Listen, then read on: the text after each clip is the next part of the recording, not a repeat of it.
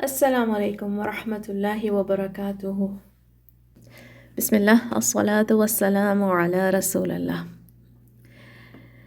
امام مالک کی جو گیدرنگس ہوا کرتی تھیں وہ بہت ہی ڈسپلنڈ اور فل آف آ ہوتی تھی، like a king's court. There was no debating اور discussion, people sat respectfully and spoke in lowered voices. ایک دفعہ کا ذکر ہے کہ ایسی ہی ایک گیدرنگ میں there was a man who broke the a of the class one day and exclaimed یا ابا عبداللہ الرحمن rose over the throne. How did he rise to the throne? تو امام مالک نے یہ بات سن کے اپنا سر جھکایا، اور لوگ کہتے ہیں کہ ان کی شکل پہ غصے کے آثار تھے اور پسینے کی بوندیں دکھ رہی تھیں ان کے ماتھے پہ۔ And he said some statements that became the principle in the regard of the names and attributes of Allah subhanahu wa ta'ala. امام مالک نے کافی دیر تک اپنے گردن کو جھکائے رکھا اور اس بارے میں سوچا، اور پھر سر اٹھا کے بولا The rising is known. The kayfiyat is not appropriate and it is incomprehensible. And believing in it is wajib and asking about it is an innovation.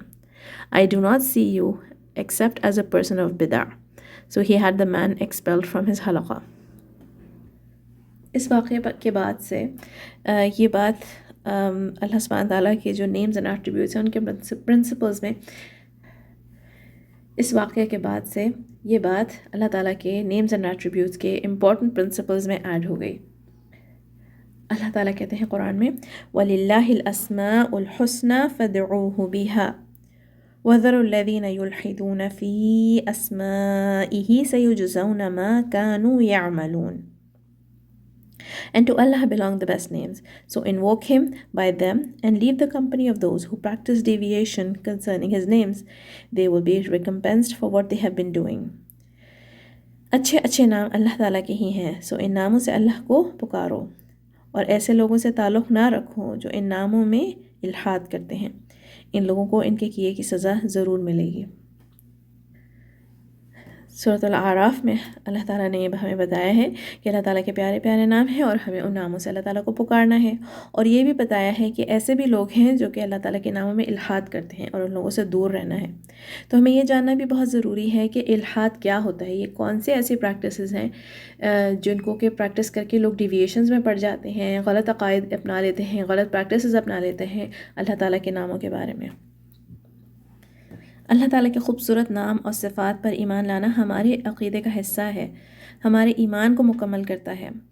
اور ان ناموں کے ساتھ ایک مسلمان کا کیا ایٹیٹیوڈ ہونا چاہیے ہے، کیا صحیح ایمان ہونا چاہیے ہے، کن باتوں کا خیال رکھنا ہے، کن باتوں سے دور رہنا ہے، یہ سب اللہ تعالیٰ کے نام سیکھنے سے پہلے ہی جاننا ضروری ہے۔ So let's look at some important guidelines and principles to take care of with regards to the names and attributes of Allah.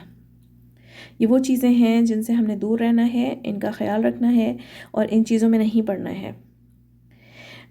یہ وہ غلط عقائد ہیں جو مختلف ڈیویٹڈ فرقوں نے اپنائے اور اللہ تعالیٰ کے بارے میں غلط عقیدہ رکھنے کی بنیاد پر وہ گمراہ ہو گئے۔ تو کیا کیا چیزیں ہیں یہ؟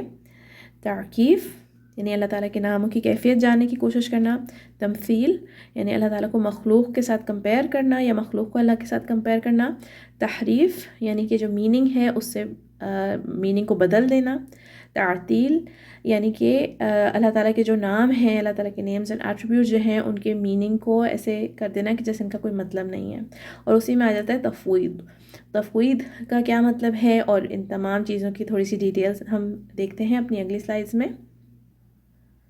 تعقیف یعنی اللہ تعالیٰ کے ناموں کی کیفیت کو جاننا، لاجیکلی یا ریشنلی اللہ تعالیٰ کے نام کی ایگزیکٹ کیفیت کو، ان ناموں کی ایگزیکٹ سچویشن کو سمجھنے کی کوشش کرنا۔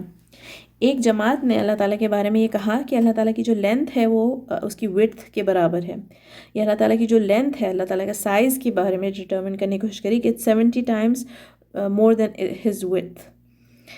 یا جیسے کہ امام مالک سے جس شخص نے سوال کیا تھا اور پوچھا تھا کہ اللہ تعالیٰ عرش کے اوپر کیسے گئے، تو یہ جو ہے this will fall into تعقیف۔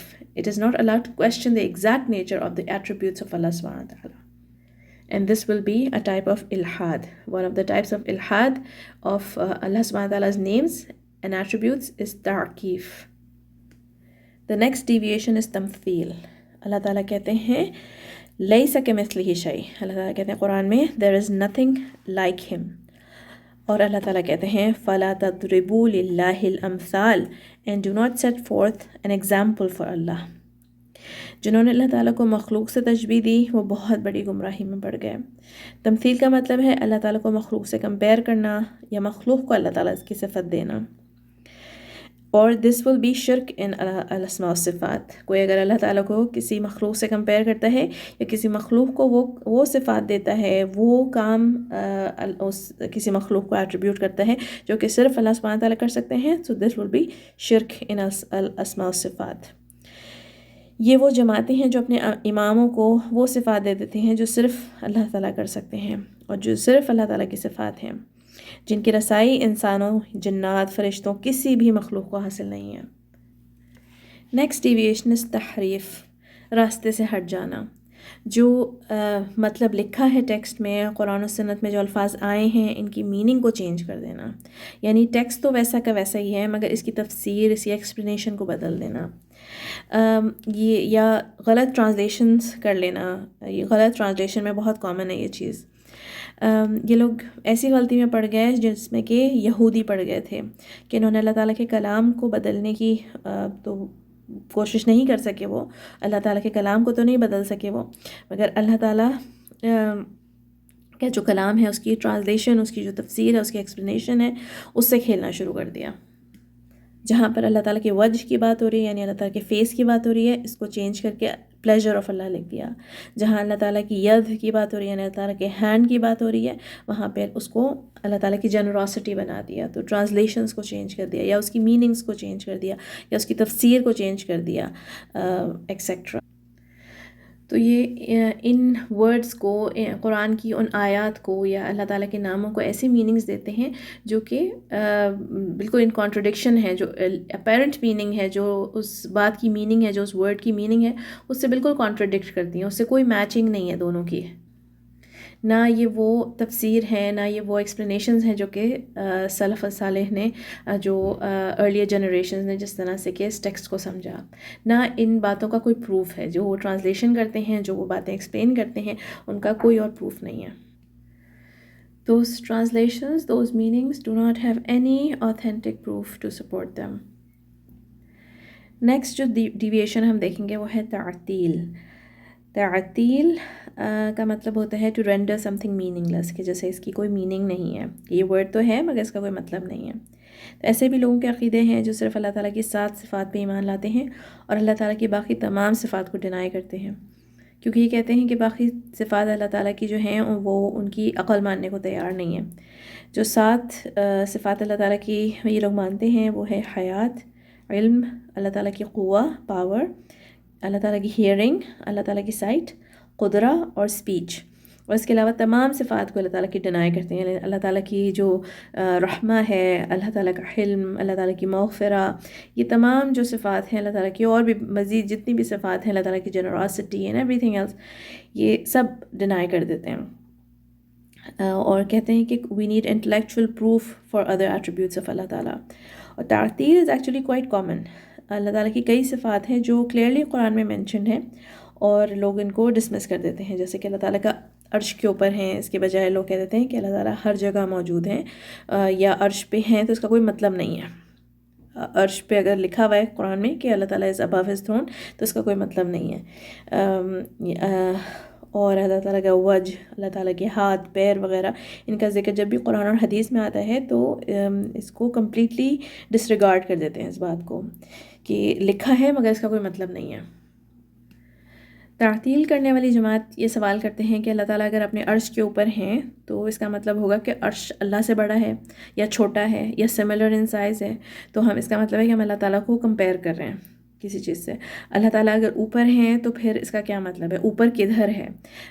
Us universe میں اوپر کدھر ہے؟ اس طرح کے سوال کرتے ہیں. اینڈ پھر کہتے ہیں کہ اس کا مطلب ہے کہ یہ جو سب لکھا ہوا ہے اس کا کوئی مطلب نہیں ہے. Does not mean any thing. یعنی جو کچھ بھی اللہ تعالیٰ نے کہا ہے قرآن میں اپنے بارے میں، اپنی صفات کے بارے میں، ان سب کا کوئی مطلب نہیں ہے. اچھا، اگر یہ تمام عقائد غلط ہیں تو پھر صحیح عقیدہ کیا ہے؟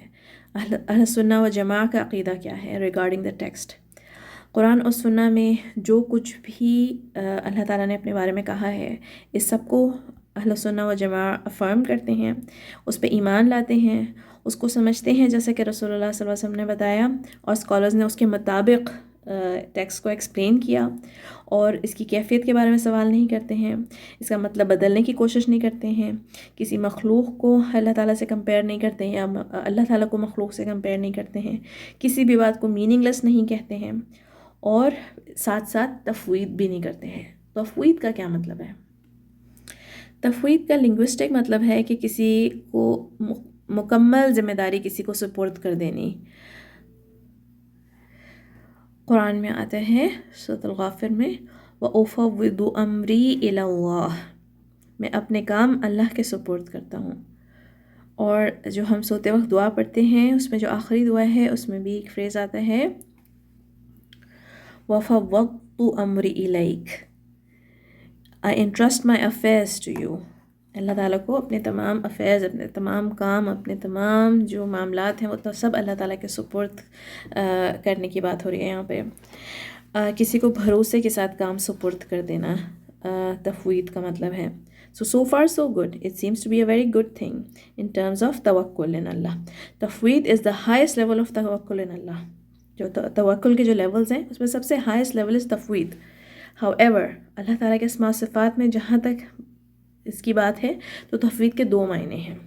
ایک کریکٹ معنی ہے کہ ہم اللہ تعالیٰ کے ناموں کی کیفیت نہیں جانتے، اسماء و صفات کی کیفیت نہیں جانتے، جو ہم پہلے بھی بات کر چکے ہیں کہ اللہ تعالیٰ ہی جانتا ہے کہ اللہ تعالیٰ کی صفات کی کیا کیفیت ہے۔ دوسرا جو اس کا مطلب ہے، جو کہ غلط مطلب ہے، وہ یہ ہے کہ ہمیں اس کے معنی ہی نہیں پتہ۔ یعنی فار ایگزامپل اگر ہم یہ بولیں کہ اللہ تعالیٰ سمیع البصیر ہیں تو اللہ تعالیٰ یہ ماننا کہ ہاں فار شور اللہ تعالیٰ سمیع البصیر ہیں، ہمیں اس کا مطلب نہیں پتہ، مگر ہمیں اس کا مطلب نہیں پتہ، نہ ہمیں اس کی کیفیت پتہ ہے، نہ ہم اس کے معنی چینج کرتے ہیں، نہ ہم یہ کہتے ہیں کہ اس کے کوئی معنی نہیں ہے، بلکہ ہمیں معنی ہیں کوئی مگر ہمیں پتہ ہی نہیں۔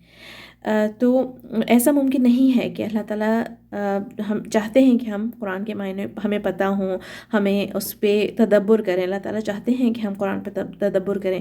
ایسا نہیں ہو سکتا کہ اللہ تعالیٰ نے قرآن نازل کیا اور ہمیں اس کا مطلب نہیں بتایا، یا رسول اللہ صلی اللہ علیہ وسلم نے ہمیں اللہ تعالیٰ کے نام اور صفات کے بارے میں، قرآن کے بارے میں علم نہیں دیا۔ ایسا نہیں ممکن ہے۔ اللہ تعالیٰ نے، رسول اللہ صلی اللہ علیہ وسلم نے ہمیں اللہ تعالیٰ کے ناموں اور صفات کے بارے میں اور قرآن کے بارے میں علم دیا ہے، احادیث میں اس کی تفسیر کری ہے، جہاں یہ کہ اللہ تعالیٰ کے ناموں کی ایگزیکٹ کیفیت ہمیں نہیں بیان کرنی ہے، ہمیں اس کے بارے میں ایکسپلین نہیں کرنا ہے اور نہ اس کے بارے میں سوال کرنا ہے، مگر جو اپیرنٹ میننگ ہے اس کو بھی ہم ڈینائی نہیں کر سکتے۔ اسکالرز کہتے ہیں کہ تفویض جو لوگ کرتے ہیں وہ یہ کہہ رہے ہیں کہ جس نے ہم تک اللہ کا کلام پہنچایا ہے، یعنی رسول اللہ صلی اللہ علیہ وسلم، انہوں نے ہم تک سچائی کو نہیں پہنچایا یا کلیئر نہیں کرا، یعنی کہ he did not do his job۔ تفویض کا مطلب ہے کہ صرف اللہ تعالیٰ جانتا ہے کہ اس کا کیا مطلب ہے اور مجھے کچھ بھی نہیں پتہ، جبکہ ہمیں پتہ ہے اللہ تعالیٰ کے کلام سے، رسول اللہ صلی اللہ علیہ وسلم کے بیان سے کہ اللہ تعالیٰ کے نام ہیں اور بہت خوبصورت ہیں، اور اللہ تعالیٰ کے اسماء و صفات ہیں، اللہ تعالیٰ کے اسماء الحسنہ ہیں، اور جب ہم اللہ تعالیٰ کے نام سنتے ہیں تو سننے میں بھی بہت خوبصورت ہیں وہ نام، اور معنی کے اعتبار سے بھی بہت خوبصورت ہیں وہ نام، اور دونوں طرح سے اللہ تعالیٰ کے نام الحسنہ ہیں، اور اس کے ساتھ اللہ تعالیٰ کے نام کے ساتھ ساتھ خوبصورت صفات بھی ہیں، اور وہ ویسا ہی ہے جیسا کہ اس نے ہمیں بتایا ہے۔ اللہم انی اعوذ برضاک من سخطک وبمعافاتک من عقوبتک واعوذ بک منک لا احصی ثناء علیک انت کما اثنیت علی نفسک۔ Oh Allah, I seek your refuge from your displeasure through your pleasure, and from your punishment with your forgiveness. I seek refuge from all calamities and punishment. I have no words to praise you. You are as you have praised yourself. Assalamu alaikum wa rahmatullahi wa barakatuh.